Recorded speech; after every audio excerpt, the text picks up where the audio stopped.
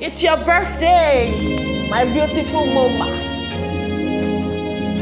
Your Meji, sexy lady, sweet 16. In your birthday, sure you know that I can never miss it. You have been a very good person, kind-hearted, loving, caring, super gorgeous, future-oriented and all of that. You've been helpful, helping my brand for years now. Thank you so much for everything. I really appreciate you. I love you. I care for you. I got you. But she got it, I love you so much. From the deepest of my heart, I'm saying happy birthday to you. Iwájú báyìí lọ pé ibi tí rí sí iwájú dé máa wà lè máa bẹ ẹ ò ní kúkú òjijì o ẹni bá wọn kúkú ọwọ́ lágbára ṣe ń dùn rẹ. Greater grace, greater height. Oh yeah, now it's time to dance. Today is Thanksgiving Day. We want to bless God. We want to praise God because Olúwa ṣeun púpọ̀ fún wa nítorí náà wá ń yọ̀. God has been faithful. Ẹ̀yin rèé lónìí, doing great. You are moving higher, you are moving at high speed. God is blessing you at all times. So I bless God for you. I bless God for you. I bless God for you. Now I want to praise God. I want to see the birthday girl dancing. Very by because God has been faithful. You've been faithful, God, from the ages past. That is why your name is forevermore. You've been faithful, God, Oluwakemi, from the ages past. That is why your name is forevermore. Nítorí bẹ́ẹ̀, Oluwakemi máa gbóhùn ẹnu mi. Mo ní Olúwa ó tóbi, ó tóbi o, ó tóbi.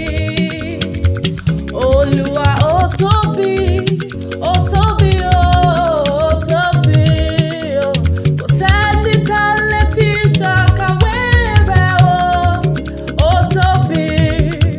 Kò sẹ́ni tá lè fi ṣàfiwé rẹ̀ o, ó tóbi. Olúwa. Àgbọ̀ ọlọ́lá ní ẹsẹ̀ yéyéyé ọlọ́lá gbajúmọ̀ o. Mo ní bẹ́ẹ̀ ọlọ́lá ní ẹsẹ̀ yéyéyé ọlọ́lá gbajúmọ̀ o. Ó yàtọ̀ sí wọn jọ. Ó yàtọ̀ sáwọn fàwọn rajà risky baby. Ó yàtọ̀ sí wọn jọjọjọ. Ó yàtọ̀ sáwọn fàwọn rajà. Ọlọ́láyé lórí tèmi o. Olúwakẹ́mi mo bá lóde o. Ọlọ́láyé lórí tèmi o. Olúwakẹ́mi mo bá lóde o. Risky baby lórí tèmi. Ẹni rere mo bá lóde. Fílẹ̀ jọ ìwọ ló lè ní. Mo ní Olúwakẹ́mi lórí tèmi. Ẹni rere mo bá lóde. Má gbọ́ ẹni rere mo bá ròde. Olúwakẹ́mi lórí tèmi. Ẹni rere mo bá ròde. Sweet 16 ó ta ọ́ lójú gan yẹ́yẹ́.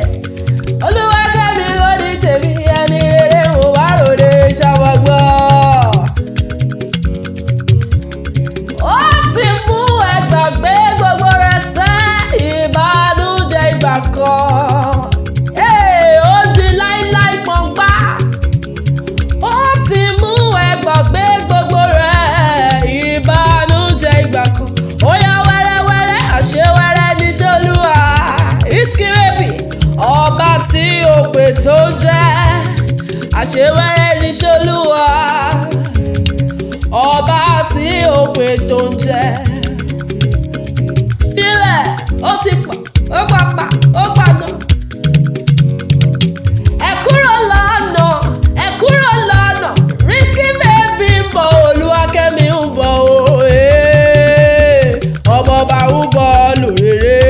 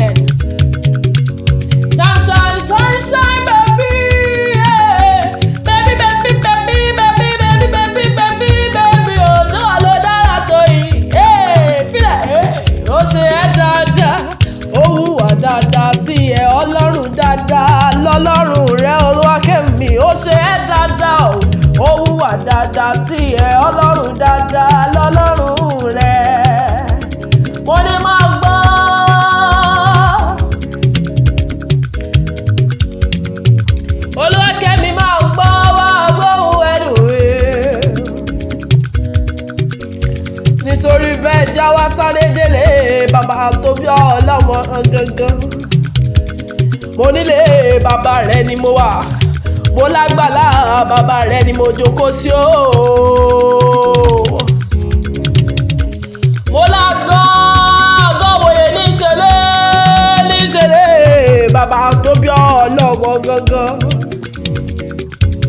Oluwakemi o,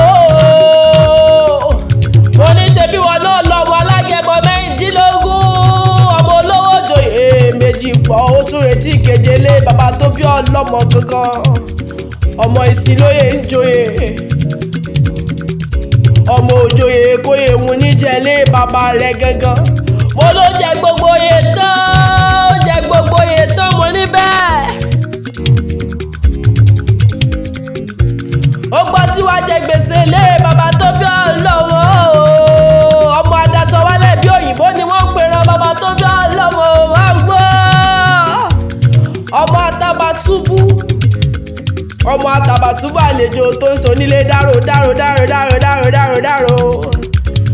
Ọmọ Ọládùnjoyè, ọmọ olóbì kan wọ́wọ́ tìrìwọ́, ọmọ olóbì kan wọ̀rọ̀ tìrìwọ̀. Mo ní bẹ́ẹ̀ tí bẹ́ẹ̀ lábàá bàbá rẹ̀ tó nílé bàbá tó bí ọlọ́mọ gangan.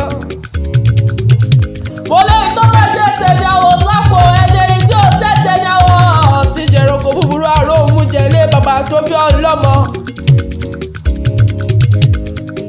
Ọmọ balógun dòdò ń dáwà, ọmọ onílé ńlá o, ọmọ olówó ńlá o, ọmọ dòdò ń dáwà, ọmọ agẹṣin lọ́sàn-án gèèyàn lórúlé bàbá tó bí ọlọ́mọ gangan.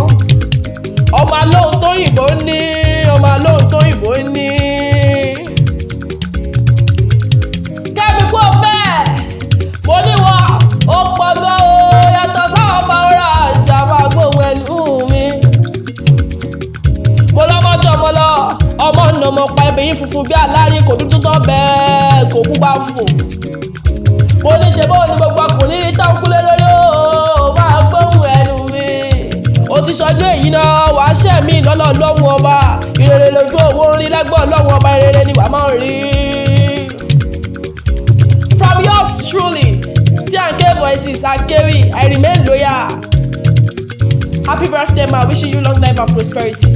Ìgbà ọdún kan ní o, ìgbà ọdún kan ní lágbó Ọlọ́run ọba. Ìrere lẹ́ ọmọ rí, ẹ ò ní jábọ́. Àwọn tó bá fẹ́ ṣubú ẹ lọ́ máa ṣubú mẹ́ẹ̀nà lọ, wọ́n kéré gan, wọ́n wẹ́, wọ́n bí tí wọ́n bí lò. Wà á pẹ́ láyé òní tí òní jẹnugbó bí ọwọ́ nílé ayé lágbó Ọlọ́run ọba. Happy birthday, my sweet mama. Wishing you long life and prosperity. Enjoy your day, have fun. Èèyàn lẹ́yìn mo ní bẹ́ẹ̀, ẹ yàtọ̀ sáwọn pàǹtí ẹ̀yọ̀ èèyàn lẹ́yìn. Èèyàn lẹ́yìn o, èèyàn lẹ́yìn. Ẹ yàtọ̀ sáwọn pàǹtí ẹ̀yọ̀ èèyàn lẹ́yìn. Happy birthday man, wishing you long life and prosperity. Ọdún kò lágbára ṣe ìdúró. Thank you for everything. You're loved, you're cherished, you're appreciated. Ṣé gan ni? God bless your new age. Kẹ́ gbádùn ara yìí o, kẹ́ ní fun. God bless you, ma. Happy birthday once again.